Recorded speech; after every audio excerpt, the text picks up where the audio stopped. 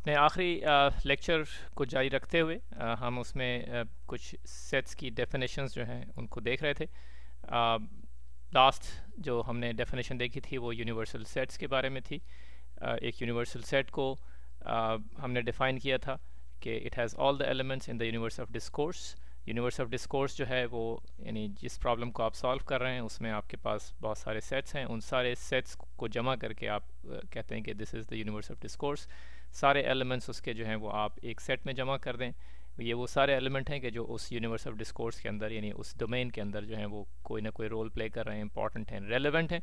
इन सब को हम जमा करके एक सेट में जब शामिल कर देते हैं तो उस सेट को हम यूनिवर्सल सेट कहते हैं। यानी किसी भी एक प्रॉब्लम डोमेन के अंदर जितने भी सेट्स आपके जिनको आप आपस में उनके मुख्तलिफ जिसे कहते हैं कि ऑपरेशंस परफॉर्म कर रहे होंगे, उन सब के मेंबर्स जो हैं वो सारे के सारे इस यूनिवर्सल सेट के अंदर होने चाहिए। ठीक है, अगर हम यूनिवर्सल सेट की जो है एक और डेफिनेशन देखें तो आपको बाज़ जगहों पे जो है यूनिवर्सल सेट की एक दूसरी डेफिनेशन मिलेगी जिसमें यानी इस तरह से इसको डिस्क्राइब किया गया कि universal set denoted by you. मुख्तलिफ बुक्स के अंदर जो है यूनिवर्सल सेट मुख्तलिफ लेटर्स से जो है वो डिनोट किया जाता है। आपकी बुक में यू भी डिनोट किया गया है और एक्स जो है उसको से भी यूनिवर्सल सेट जो है उसको रिप्रेजेंट किया गया। ठीक है, तो ये जो यूनिवर्सल सेट है is a set that satisfies the following, और ये कंडीशन जो है वो वही चीज़ बता रही है कि जो हमने अभी आपसे कही है। ये सिर्फ आपसे कह रहा है कि for all x x is a member of you. यानी फॉर ऑल एक्स का मतलब कि हर वो एंटिटी ऑब्जेक्ट कि जो आपकी उस डोमेन के अंदर एग्जिस्ट करता है वो इस सेट का मेंबर होना चाहिए। अगर ये सूरत हाल है तो आपका सेट यू जो है वो यूनिवर्सल सेट कहलाता है। ठीक है, आगे बढ़ते हैं। Equal sets, two sets A and B are equal, और उसको हम जो है वो इस तरह से रिप्रेजेंट करेंगे इस कॉन्सेप्ट को कि they are equal, A is equal to B if and only if. हमने आपको बताया था कि इफ़ एंड ओनली इफ़ का शॉर्ट फॉर्म जो है वो IFF करके भी लिखा जाता है। If and only if A is a subset of B and B is a subset of A। ठीक है, ये एक फैंसी एक तरीका है ये बताने का कि दो सेट्स बराबर उस वक्त होंगे जब उनके एलिमेंट्स जो हैं दोनों के वो बिल्कुल एक दूसरे से बराबर हैं, आइडेंटिकल सेम एलिमेंट्स हैं उस दोनों सेट्स के अंदर। ठीक है, इफ़ एंड ओनली इफ़ का मतलब ये है कि अगर आपको दो सेट्स दे दिए जाएँ और आपको ये बता दिया जाए कि उनमें से ये जो दो सेट्स हैं उनमें ये रिलेशनशिप एग्जिस्ट करती है, यानी इस तरफ वाली जिसमें A जो है वो B का सबसेट है और B जो है वो A का सबसेट है, तो आप जाके जो है ये कह सकते हैं कि दोनों सेट जो हैं वो बराबर होने चाहिए। A is equal to B, अगर हम चाहें तो इसको इस तरह से लिख सकते हैं कि A is equal to B।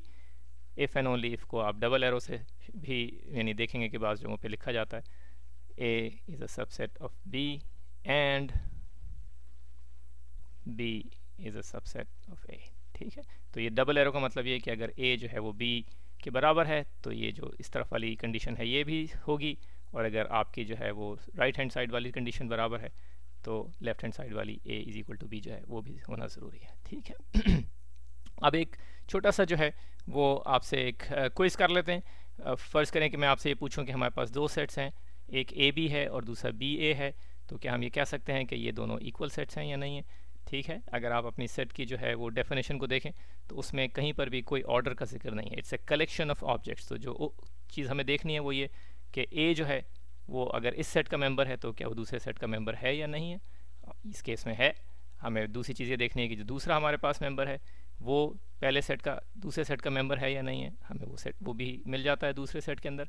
तो हमें जो कंडीशन है वो ये कि दोनों सेट्स के जो हैं एलिमेंट्स वो सेम होने चाहिए। वो कंडीशन यहाँ पे सेटिस्फाई हो रही है, इसलिए हमारा जो इसका जवाब है, आंसर है वो है यस। ठीक है, तो ऑर्डर जो है वो सेट में इंपॉर्टेंट नहीं होता, इस बात को याद रखिए। हो सकता है कि आपसे इस तरह के सवाल किए जाएँ जहाँ पे ऑर्डर जो है वो चेंज कर दिया जाए सेट्स को और पूछा जाए कि आप देखें कि ये मसलन इक्वल हैं या नहीं है। तो ऑर्डर सेट के अंदर इंपॉर्टेंट नहीं है। एक तरह का एक डेटा स्ट्रक्चर समझ लें जिसमें ऑर्डर इंपॉर्टेंट होता है, उसको हम ऑर्डर्ड पेयर कहते हैं। ठीक है, तो यानी A B जो है वो B A के बराबर नहीं होता उस केस के अंदर। ये जो सिचुएशन है ये ऑर्डर्ड पेयर में तो होती है लेकिन सेट में होती नहीं होती। ठीक है जी, बस ये इतना सा याद रखिए। आगे चलते हैं, एक और डेफिनेशन इक्विवेलेंस सेट्स की। Two sets A and B are equal. ठीक है, denoted by A tilde B, ये इसकी जो है ये नोटेशन है, A tilde B, if they have same number of elements. ठीक है, बहुत ही आसान जो है वो कंडीशन है, सिर्फ आपको ये देखना है कि दोनों में सेम एलिमेंट्स हैं या नहीं है।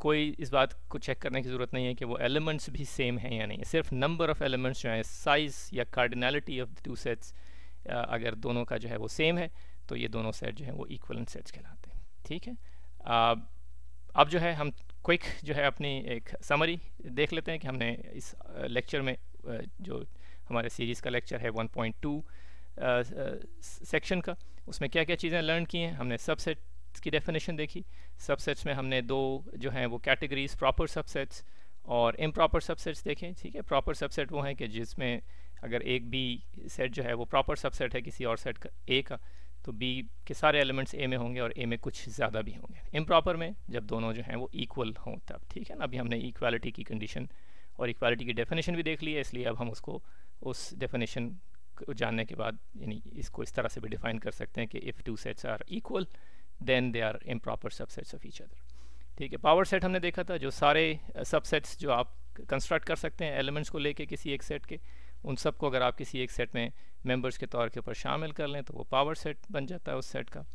हमने सुपरसेट जो है वो एक इन्वर्स रिलेशन है सबसेट का, अगर ए जो है वो सबसेट है बी का तो बी सुपरसेट हो जाएगा ए का। हमने डेफिनेशन देखी यूनिवर्सल सेट की, हमने डेफिनेशन जो है वो इक्वल सेट्स की देखी, और हमने आखिर में इक्वलेंट सेट्स की। ठीक है, जो डिफरेंस है इक्वल सेट्स में और इक्वलेंट सेट्स में वो क्या है कि इक्वल सेट जो है इसमें आपके पास कंडीशन जो है वो ज़्यादा स्ट्रिक्ट है, आपको नंबर ऑफ एलिमेंट्स भी सेम होने चाहिए और एलिमेंट्स जो हैं, ऑब्जेक्ट्स जो हैं वो भी एक दूसरे सेम होनी चाहिए। ठीक है, यानी मैं आपको अगर छोटी सी एक क्विक एग्जांपल जो हम यहाँ पे कर लेते हैं, मसलन अगर सिचुएशन जो है वो ये है ए बी और एक और सेट है हमारा बी जिसमें हमारे पास दो एलिमेंट्स हैं 0 और 1, तो ए एंड बी जो हैं अगर पूछा जाए कि इनके दरमियान रिलेशनशिप क्या है, इक्वालिटी की है या इक्वलेंट सेट्स हैं, तो आप कहेंगे कि जी इनके मेंबर्स जो हैं या ऑब्जेक्ट्स हैं वो डिफरेंट हैं लेकिन नंबर ऑफ एलिमेंट सेम है, इसलिए A is equivalent to B. ठीक है,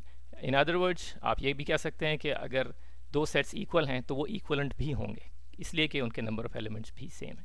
लेकिन अगर दो सेट्स इक्वलेंट हैं तो ज़रूरी नहीं है कि वो इक्वल हो। ठीक है, अच्छा।